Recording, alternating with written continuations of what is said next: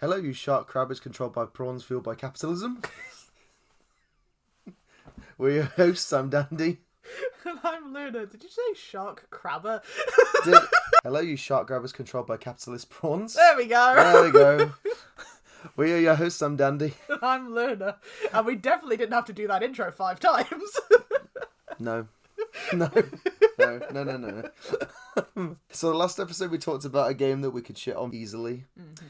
And this one we're going to do the polar opposite of that. We're going to gush, for the most part, about a game that is very similar, like another Souls-like. We're going to be talking about Another Crab's Treasure. Yeah, by Aggro Crab. By Aggro Crab. Fucking great. Yeah. Which, I'll preface, is probably one of the most fun games I've played in the last few years. Mm. And, like, the games that we play together usually are Souls-likes. We've done a fair number of Souls-likes. Yeah, we've done our fair share now. And there's a few that we can kind of point to and be like, these are the really good ones that are worth checking out. Yeah. For anyone that's not played this and is a fan of those games, absolutely fucking check this one out. Yeah, if you're into Souls-likes and you were like, I don't know, because it looks all chibi and cute, shut up, play it. Yeah, that is part of why you should play it. Because, like, I always kind of jokingly say when I talk to people about this that are like, what the hell is it? I kind of say, what if Dark Souls looked like Finding Nemo? And they're always confused by that, which I completely understand, because it is a weird premise. It's completely changed how I feel Souls-like should look, because, like, Dark Souls, granted, yes, it says dark in the title, it's meant to be gritty and serious, and you can have fun with it, but the look of it is obviously very, like, dour and depressing, kind of. It's very common for Souls-likes to fall into that grim, dark storytelling Exactly, style, yeah. where, like, the world is dying and there's nothing you can do about it, you know? So the sort of aesthetic of it has to sort of match that. And this game just says, like, no, sod that. I mean, you can still have a serious tone. I mean, that's the thing. But have it be really, like, gorgeous and lush. That's the thing that's really funny about Crab's Treasure, is that it is a grim, dark story in a lot of ways. Like, the world is dying in it. Yes. And all of the people are being corrupted, but also, look how pretty it is! Yeah. For the most part. For the most part. Even when you're looking at a destroyed ocean that's, like, it still has that look to it where it's just bright. Yeah. It's an interesting... It's a weird contrast. It's an interesting stylistic but it works. choice. And it ties into the story as well, which we'll go into at first. Yeah. So the last episode, we'll start with the pros, which, unlike the last episode, we've got far more pros. It's a much longer list, yeah. Than the criticisms. And then we can also go into the story, because that will tie in to what we have to say. So in terms of the pros, we've talked about it already, the aesthetics, they just look gorgeous. It's a very pretty game. It's a gorgeous looking game. It's just so bright and, like, it just I don't even know how to form into words how I feel about it. It just has completely changed how I look at Souls-like. So you don't need it to be dark. You can have the tone of it, but still have a gorgeous looking game, and it's just so warm and inviting. The thing is it's not just pretty, because, like, Souls games do have areas that are, you know, visually interesting. Yeah. Like, well, the first time you come into Anor Londo is like that big scale of the sun sunset, and really striking. It's very pretty, but it's not very stylized. They're leaning into the realism aesthetic, whereas Crab's Treasure went, no, we're just gonna, like, really lean into that cel shaded aesthetic instead, and have it be very stylized, because Aggro Crab is not a big studio. They can't compete on realism. No. So they did the same thing that, like, Okami did, where it's just like, let's just go for an art style. Exactly, yeah. And just lean into that. And then along with, like, just the way it looks, any criticisms I may have with this game, I almost ignore because of just how charming it is. Yeah. And how creative it is. Not just with, like, the gameplay and, you know, just playing it, but in terms of, like, character design, and they really have a sense of humour. Like, the team at Aggro Crab, they're just really, really good at, like, this is just really funny moments. Yeah. In it, it just has that really nice feel, and it contrasts the tone of the universe that they're in, because you're in the ocean, and the entire theme of it is the ocean is being destroyed. It's a story about pollution and microplastic and that are infesting your brain as we speak. Yes. it's very environmentalist and anti-capitalism. And quite existential at times. Yeah, it gets there. And it does, as good as the game looks, it does sometimes make you question almost like can we go back from how far we've gone? Yeah, we'll get into that when we talk more about the story. Yeah. Oh yeah. And so like the characters you meet, they're all like distinct. They're all really fun. I like Kaitan a lot, actually. Like, I really like Kaitan. And like even ones that you shouldn't like them, like Firth, like they're just Firth is a prick. Firth is a prick, but he's so distinct. And again, it's meant to be a universe where like in the ocean, like these creatures have just like they live around trash that humans have dumped into the sea. Yeah. So mundane household items, and even just like not even mundane items, but just stuff you'll know. These animals will think of as like things that they can live in, or like they'll use them to build shelters with, and like so they'll be wearing outfits made of just commonplace items. And that's where the charm comes in with just like the style. Yeah, there are characters that have like hair that's made of like an orange peel, and they're wearing a silicon desiccant packet, like that kind of thing. Or like, because our character is a hermit crab that can wear different shells, they could use like a fucking disco ball, or they can use a Rubik's cube. And that just leans into, it just makes every character like visually striking and like memorable. Yes, it helps differentiate different characters by having their outfits designed so uniquely. That leans into like their personality, like the look. Within like a split second, you know what kind of character they're gonna be like. It's a really good way of being able to customize something that, like, crabs are very samey looking creatures. Like, crabs just look like crabs. So like being able to just dress them up in various different bits of trash is like a fun way to tie in both the main message and character design. Yeah, exactly. And in terms of like gameplay, I can talk about mechanics obviously, but like it's tricky to sort of explain why it's fun to play as you're playing it. It definitely wears a lot of its influences on its sleeve. The speed of it is like of a Bloodborne. To upgrade your health, you have specific items, a bit like the prayer beads in Sekiro, where the more you collect, the more health you get, like that.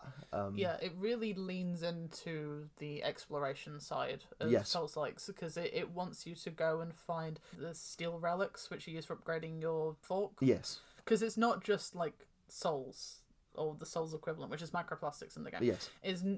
There are so many ways of improving Krill's stats that have nothing to do with the main upgrade mechanics. Yeah, so because like you have items that upgrade your health, you've got items that upgrade the amount of estasis. In this case, they're called heart kelp. Yes. Which you consume. Yeah. You've got more items that upgrade your umami, which is in this universe like your arcane or your like magic wielding ability. Yeah. Which are tied to specific like abilities that you get from beating bosses. Yes. Or like the different shells that you might get, they have their own unique sort of ability. Yeah, well, they all have an ability. Yeah. They get shared out across some of the different shells. Yes. So you can get like more resilient shells that has the same ability as like ones that you're used to using. And they are quite different to play with from the looks of it. Yeah, I think everyone will have their own like preference of what. Prefer, like you've got ones that are better for range. You've got ones that give you an extra heal, like in case you run out of your Estus. You can eat them for extra health if you need to. And another thing before I forget that is very cute. While you're playing it, it's stressful, but it's a really cool little detail. Is like if you're trying to use your Estus, you obviously just drink the Estus and that's it. In Crab's Treasure, if you try and use one of your Estus, in this case your heart kelp, and you get attacked, you'll drop the heart kelp on the ground and you have to pick it up to retrieve it. Yes. So you'd really need to think about where you're actually healing. Yeah. One of my favourite things about it is the idle animation where he plays hacky sack with it. And you can lose your healing item if you're not paying attention. Yeah, exactly. You just walk away and not pick it up, because they'll drop it once you stop playing. It's just really cute. Yeah. And then in terms of like, there's the characters that obviously dress the way they are in their unique style, but Krill can obviously, aside from getting the different shells, it has a lot of references to other indie games as well as other Souls games. And also things that aren't games at all. That as well. You can find, obviously, if you want your Sunboy Solaire, you can get that. You have a Cult of the Lamb outfit. And so, like, it's got tons of references that are really, really, like, neat to find. And then, yeah, that just adds into the whole vibe of the game. Yeah, the combat is surprisingly versatile. Yeah, I mean, it's not like you're going to have multiple play styles. Like, at the end of the day, you have the fork. No, there is pretty much only one build. Yes. But that's... You don't have, like, heavier weapons or lighter weapons. No, it's just how much you upgrade your fork, your one weapon that you have. Yeah. The only way that I think you have some versatility is one of the things you can get when you get to sort of the main sort of base area of the game is you have these things called stowaways. Yes. Which is basically like you can either buy them or you'll find them in the world. But it's these things that, depending on, again, if you collect a certain item, you can have more slots available. And the idea is stowaways will cost, depending on how powerful they are, what the effect is, it will cost more, and you have to match how much they will cost versus how many spaces you have available. Yeah, they're like an accessory system. It's interesting because there's 2 different values that you have to play with on it. Because you can have up to like 4 of them equipped, but some of them are worth more. Yeah, exactly. So like, say one is worth 1, it will be like, oh, you have like +5 defense for your shell. Yeah. And you'll get to like +4, and it'll be like you have +20 defense in your shell, or it can be like you are more resistant to like pollutants, or you might be given your own little fish friend called Chum that can help you in combat, or there's like 3 different ones of them, isn't there? There's a lanternfish, Chum, Frederick, and Frederick. And so you've just got tons of like options for what things you want to match together, or depending on your specific play style. Yeah. Obviously, when we did ours, we found one that was right for us. Oh, yeah. I mean, like, that was the thing, like, was it Chum and Lamprey managed to carry us through the the Lamprey I met was, like, the kind of the clincher, where it's, like, every time that you did damage, it retrieved some of your back. Health from them, yeah. So, and because this game, your shell is essentially your armour. Because as soon as that's gone, you need to run around and find another one, because you'll die very, very quickly with that. You become very squishy without a shell. Exactly. And so you are kind of encouraged to be aggressive in the same kind of way as like a Bloodborne. So having Lamprey just adds into that sort of mechanic as well. And then the main thing also, before we can really go into criticisms, I guess, is that we need to talk about the plot. And the idea is it follows a hermit crab called Krill who's been living... he lives in the tide pools. Yeah, like the tide pools are offshore, so like completely distant from any sort of civilization. Yeah, like completely separate from everything else that's happening. And so like is living a very simple life. Yeah. And in the beginning of the game is basically, you see this. It's called the loan shark, but it's a shark grabber just come out of the ocean and steal his shell because apparently he hasn't paid taxes on it. Yeah, he needs to pay tax. Yeah. And Girl's like, what is tax? What be tax? Yeah. Can I pay with heart kelp?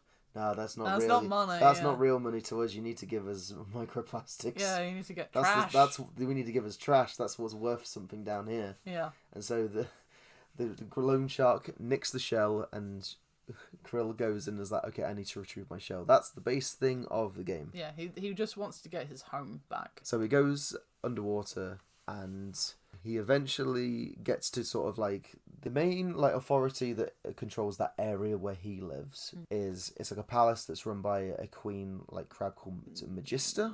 The Duchess, I think. The Duchess Magister, yeah. And so Krill's like, yo, can I get my shell back? And she's like, no, you need to give something to me and then maybe I'll decide on it.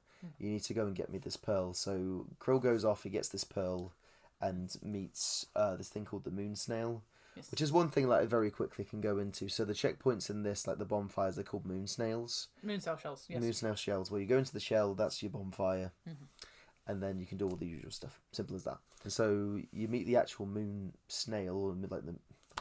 He gives you a hold, so like there are like these shiny rock things that you can find throughout the land, and there some enemies have glowing eyes. That's how you get the umami crystals. Yes, so and you can use that either to upgrade certain things from the moon snail or to upgrade your things from the mantis shrimp guy. Yes, so the idea is from the actual moon snail itself, the stuff you can upgrade either adds more to the umami like abilities, like just the damage it does, or it gives you like new movesets. So like that's the only way you can learn how to parry, isn't that? Yeah, that's why I do that. And some of that stuff is helpful, and other stuff not so much. But again, it depends on what stuff you want to use from that moveset. So Krill gets this pearl for the Duchess, and when he returns, the pollution, which is known as the gunk in this universe. When the sea creatures spend too much time interacting with the gunk, they get possessed by it. They essentially get polluted. They turn into zombified like enemies that will attack you. Yes. And their character design changes. That's one of the big things. Like, oh yeah. Because like the crabs, when they're people, they like stand up on the very tips of their legs. They're more proportioned and act human-like. Yeah, and their eye design is different. And but when they get gunked, they squish down into a regular crab format. Yeah, they almost like return to like normal, actual animalistic form. Yeah, they return to their true self. I exactly. Guess. I don't know. In a weird way. So Krill returns, and everyone's been like returned to true form. They've become possessed by this gunk. Yeah. And so he fights his way to the Duchess, who has been possessed herself, and has to defeat her. And the loan shark like sticks his head into the room and is like, "Oh, you'll have to." He doesn't say where he's gone, but you just have to follow him. Yeah, he just runs off. He just pieces out, and so Krill follows him to the main hub area in the game, which is called New Carcinia. Yes. It's the main city. And so he goes there and he's asking questions, and as he goes there, there's a thing in that city called Trash Day, which happens where basically the creatures there perceive it as being like, praise the Lord, like thank you for like giving us trash. Gifted. They've been given these gifts from the heavens, where it turns out it's actually just humans dumping shit into the ocean. It's not even that. What it is like the trash island, the real thing that actually exists, the big lump of trash that's just in the ocean.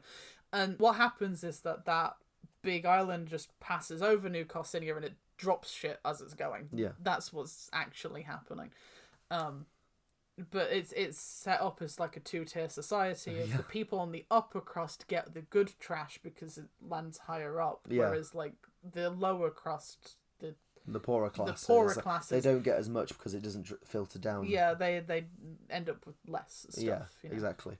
And so you go to the city when this happens, or just before that happens. Actually, no, you look at the lower crust and you find the loan shark. Yes. It turns out to be a prawn called Prawnathan. He has a prawn shop. Yes. And Krill is like, "Yo, give me back my shell." And he's like, No, I'm a capitalist bitch. You're going to buy it off me. Well, one of the funnier things is the fact that Krill doesn't realise that Prawnathan is loan shark. That's true, like, yeah. He doesn't... He thinks that, like, the shark grabber toy is a person and that's who stole his thing. Yeah. Like, he doesn't get that it's being controlled. Yeah. Because he's like a kid psychologically. Yeah, essentially, yeah. And also, like, he won't have the social skills. No, because he didn't talk totally to anyway. Isolated. He's been so isolated from everyone else. So, no, like, you can try and buy the shell back, but it's pretty fucking tough to buy it back. It's a bit too high of a price, let's just say that. You discover this, and then Trash Day happens.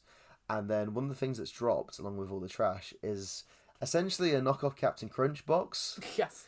And on the back of it, it has a mapped, like a treasure map.